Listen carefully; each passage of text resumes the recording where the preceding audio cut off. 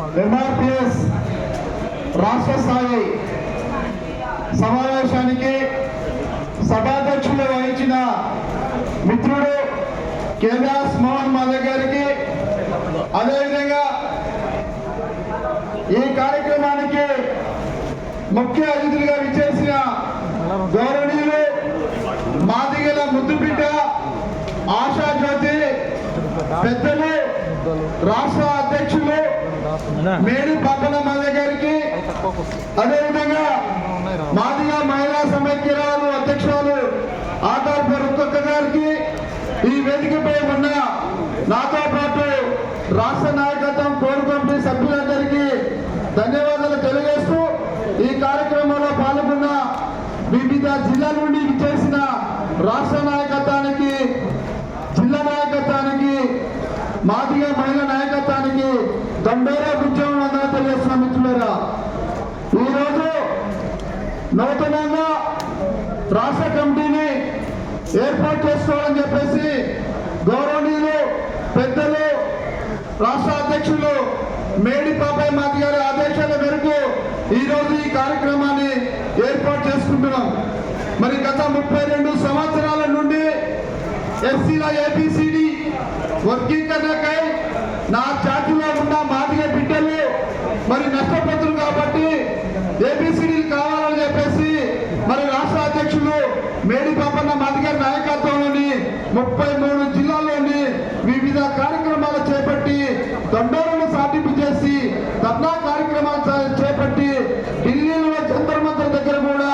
ధర్నా కార్యక్రమాలు ఏర్పాటు చేస్తున్నామంటే అది మేడి పాపన్న నాయకత్వం అని చెప్పేసి ఈ సందర్భంలో తెలియజేస్తున్న మిత్రులారా, ఈరోజు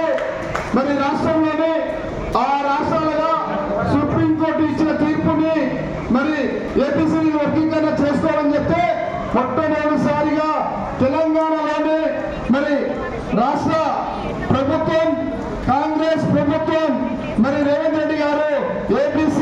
వర్గీకరణ చట్టం తీసుకొచ్చినందుకు దాన్ని కూడా మేడి పాపన్న మాదిగ నాయకత్వం కూడా కాంగ్రెస్ ప్రభుత్వానికి కృతజ్ఞతలు కూడా మనం తెలియజేస్తున్నాం. అంతేకాకుండా మిత్రులారా, మరి 32 సంవత్సరాల నుంచి సుదీర్ఘ పోరాటంలోనే మరి పాపన్న గారి నాయకత్వంలో మేము ముందుకెళ్తున్నాం కాబట్టి మరి నూతన కంపెనీలు వేసుకొని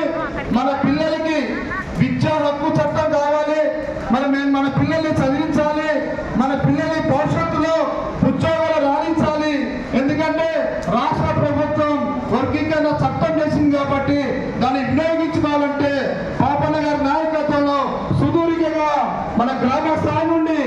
మండల స్థాయి నుండి, జిల్లా స్థాయి నుండి మన కమిటీలు వేసుకోవాలని చెప్పేసి ఈ సందర్భంగా తెలియజేస్తూ, అంతేకాకుండా మరి పాపన్న గారు మన కోసం ఎంతో